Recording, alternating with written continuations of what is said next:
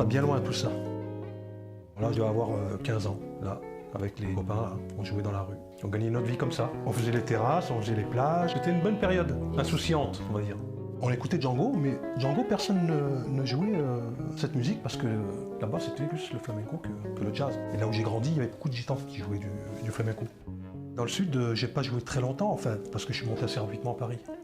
Ça, c'est la route. Ça représente un petit peu mon départ, on va dire. Je suis monté en train. Non, je suis pas monté en train. La première fois de ma vie que je prenais un avion. Je suis monté à Paris, je suis arrivé dans le 18e. Je traînais beaucoup plus de Clignancourt. Et donc tous les week-ends, j'allais à la Chope des Puces, écouter des musiciens qui jouaient là-bas. À l'époque, c'était Ninine avec son père, Mondine Garcia, qui jouait là-bas. Et puis je passais mes après-midi à les écouter. C'était sensationnel, quoi. Voilà, c'était Montmartre. Je faisais les terrasses, je continuais à faire les terrasses. On était 2 guitares, des fois 3. On jouait à la Cabannerie, rue Fontaine à Pigalle. Et ça, c'était une belle période aussi parce qu'il y avait des soirées sensationnelles.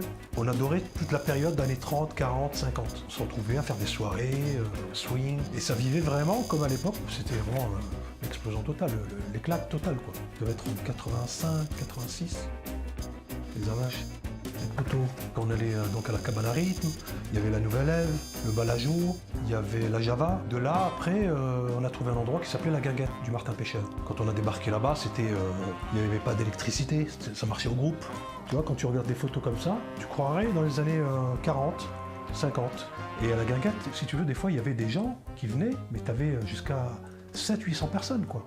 Alors ça dansait, ça buvait, tu pouvais manger des grillades que tu te faisais cuire toi-même.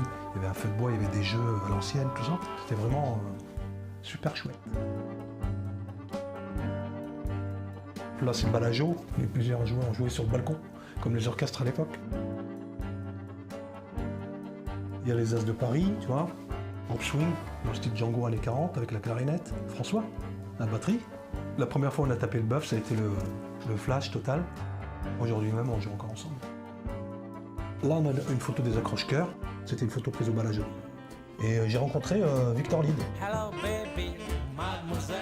Victor Lyd, qui était une figure qui chantait du rock'n'roll, du swing. Ça, c'était une rencontre fabuleuse. De toute façon, dans ce milieu-là, tu pouvais que rencontrer plein de gens, un peu décalés. C'était marginal quand même, hein.